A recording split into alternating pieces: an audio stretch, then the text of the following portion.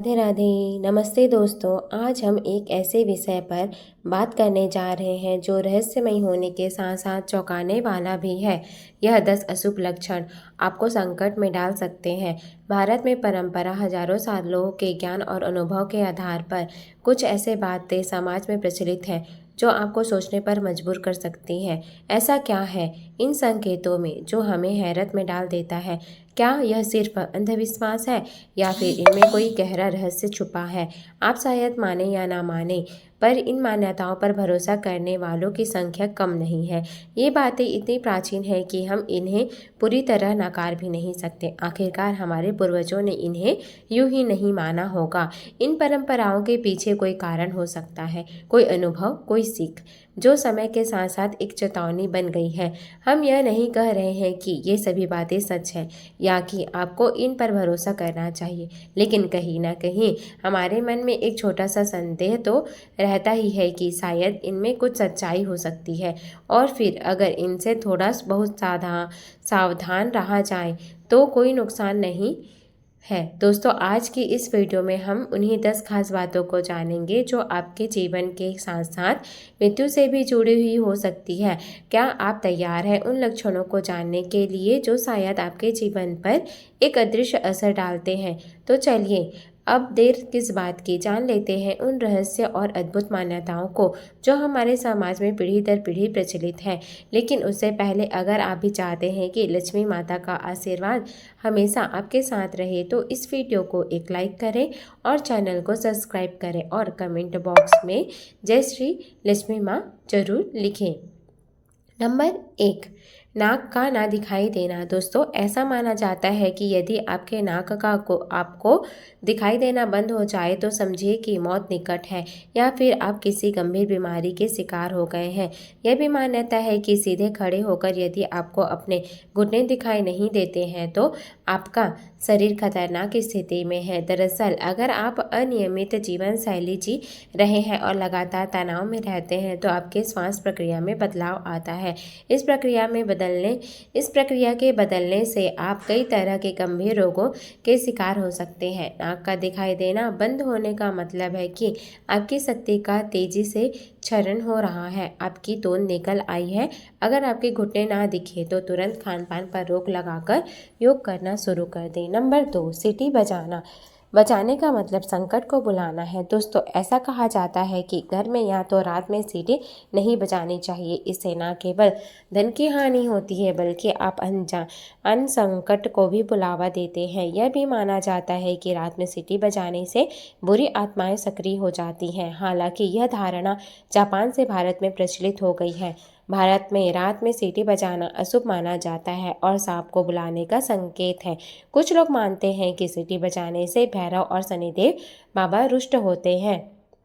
Number 3, सुनसान स्थान पर पेशाब करना। दोस्तों, ऐसा माना जाता है कि किसी सुनसान या जंगल की विशेष भूमि पर पेशाब करने से भूत पीछे लग जाते हैं।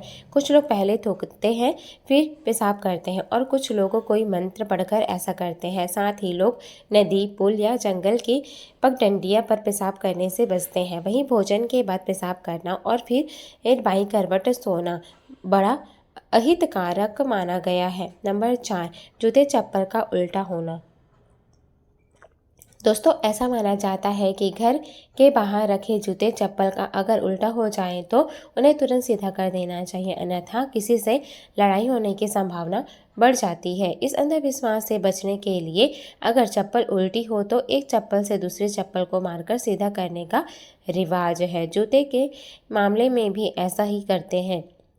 जूते से जुड़े अन्य अंधविश्वास में कई लोग जूते या चप्पल को नज़र और अनहोनी से बचने का टोटका मानते हैं, इसलिए वे अपनी गाड़ी के पीछे निचले हिस्से में जूता लटकाते हैं। कुछ लोग मानते हैं कि शनिवार को किसी मंदिर में चप्पल या जूते छोड़ आने से शनि देव का बुरा असर समाप्त हो जाता है। यहाँ तक कि जूता सूंघने से मिर्गी का दौरा भी शांत हो जाता है। नंबर 5,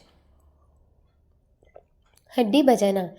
इसे हड्डी तोड़ना, चटकना या कटकाना कहते हैं। अक्सर लोग अपनी उंगलियों की हड्डियां चटकाते हैं, जिसे खोले लक्षण कहते हैं। ये माना जाता है कि ऐसा करने से लक्ष्मी जी चली जाती हैं। तो क्या आप इस पर यकीन करते हैं? अब लक्ष्मी माँ चली जाती है या नहीं, यह तो नहीं मालूम, लेकिन कई लोगों को अपने शरीर के हर हिस्से में हड्डी चटकाने की आदत होती है। इससे धीरे धीरे जोड़ों की शक्ति कम हो जाती है और बुढ़ापे में ये जॉइंट्स ढीले पड़ने लग जाते हैं। एक दिन ऐसा होता है कि हाथों की उंगलियों से चाय या कप भी ठीक से नहीं पकड़ा जाता। हड्डियों या उंगलियों को चटकाना वास्तव में नुकसानदेह हो सकता है, जो गठिया जैसे बीमारियों को जन्म देता है। एक अध्ययन के अनुसार हमारी हड्डियां लिगामेंट्स से जुड़ी हुई होती हैं, जिन्हें जोड़ कहते हैं। इन जोड़ों के बीच एक द्रव्य होता है जो उंगलियों के चटकने के दौरान कम हो जाता है।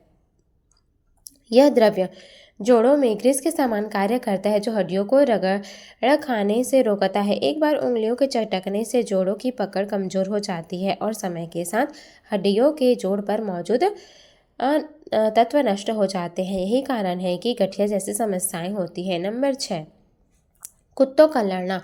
अगर आपस में लड़ते हुए कुत्ते दिखें तो यह संकेत हो सकता है कि व्यक्ति का किसी से झगड़ा हो सकता है। शाम के समय यदि एक से अधिक कुत्ते पूर्व की ओर मुँह करके या क्रंदन करें तो माना जाता है कि उस नगरी या गांव पर कोई भयंकर संकट आ सकता है।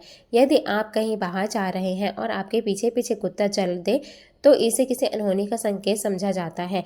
बेहतर होगा कि आप उस यात्रा को टाल दें।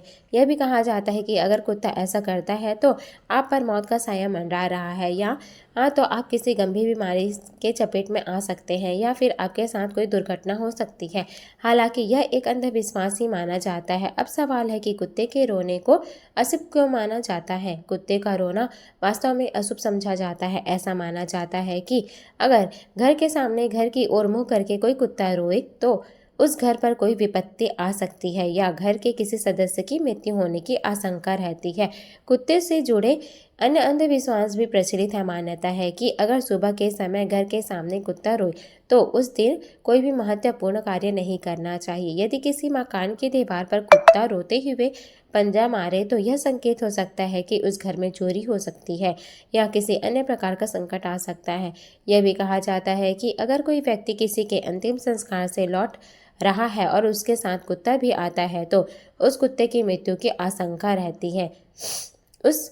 उस व्यक्ति की मृत्यु की आशंका रहती है या फिर उसे किसी बड़ी विपत्ति का सामना करना पड़ता है। यदि पालतू कुत्ते के आंसू आए और वह भोजन करना त्याग दे तो यह उस घर पर आने वाले संकट की सूचना मानी जाती है। यदि आप किसी कार्य के लिए बाहर जा रहे हों और कुत्ता आपकी ओर देखकर भौंके तो यह संकेत है कि आप किसी विपत्ति में फंस सकते हैं। ऐसे में बेहतर होगा कि उस जगह पर ना जाएं। घर से निकलते समय यदि कुत्ता अपने शरीर को कीचड़ में सना हुआ दिखे और उसके कान फड़फड़ा रहे हों तो यह बेहद अपशगुन माना जाता है। ऐसे समय में कार्य या यात्रा स्थगित करना ही उचित समझा जाता है। यदि कुत्ता सामने से हड्डी का या मांस का टुकड़ा लाता हुआ दिखाई दे तो यह भी अशुभ संकेत माना गया है, क्योंकि इससे आपके कार्य में बाधाएं उत्पन्न हो सकती हैं और परिवार में झगड़ा हो सकता है। अगर किसी के दरवाजे पर लगातार कुत्ता भौंकता है तो परिवार में धन हानि या बीमारी आ सकती है। मान्यता है कि अगर कुत्ता आपके घुटने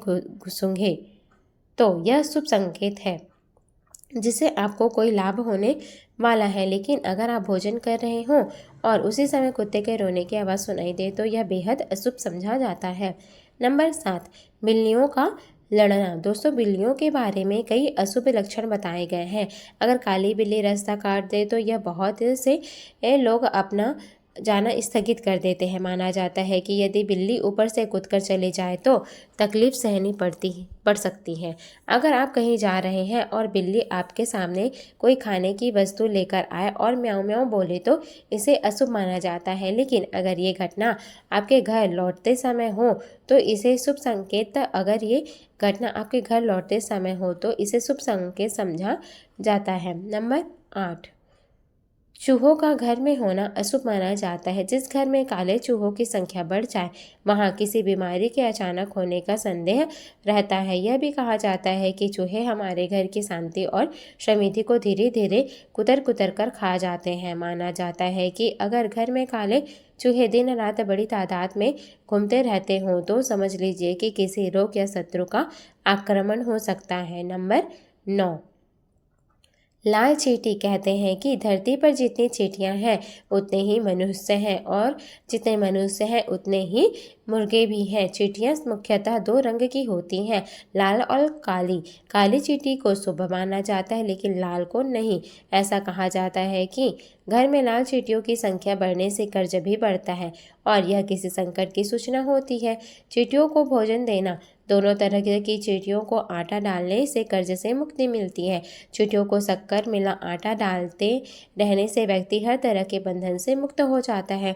हजारों चींटियों को प्रतिदिन भोजन देने से ऐसा माना जाता है कि वे व्यक्ति को पहचानने लगती हैं और उसे दुआ देती हैं। चींटियों को और दुआओं का असर आपको हर संकट चींटियों की दुआओं का असर आपको हर संकट से बचा सकता है। लाल चींटियों की कतार को अंडे मुंह में दबाए निकलते देखना शुभ माना जाता है। सारा दिन सुख और शांति से भरा रहता है। जो लोग चींटियों को आटा और छोटी छोटी चींटियों को चावल खिलाते हैं कहा जाता है कि वे बैकुंठ को प्राप्त होते हैं।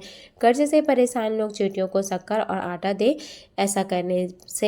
ऐसा करने पर कर्ज की समाप्ति जल्दी हो जाती है। नंबर 10, घर की छत। दोस्तों, जिस भवन की छत पर कौवे, टिटहरी या उल्लू जोर जोर से आवाज करे वहां किसी समस्या का उदय अचानक हो सकता है। यदि घर में कौवा, गिद्ध, चिड़िया या कबूतर रोज बैठने लगे और 6 महीनों तक लगातार निवास कर बनाए रखे तो यह गृह स्वामी पर विपत्तियों का सूचक होता है। सुबह या शाम के समय यदि कोई कौवा मांस या हड्डी लाकर गिरा दे तो यह अमंगल का संकेत है, जिससे बीमारी, चोट आदि पर धन खर्च होने की संभावना होती है। अगर किसी पक्षी ने घर में किसी भी समय कोई लोहे का टुकड़ा गिराया तो यह अशुभ माना जाता है। इससे के चलते अचानक छापा पड़ने या कारावास होने की संभावना बन सकती है।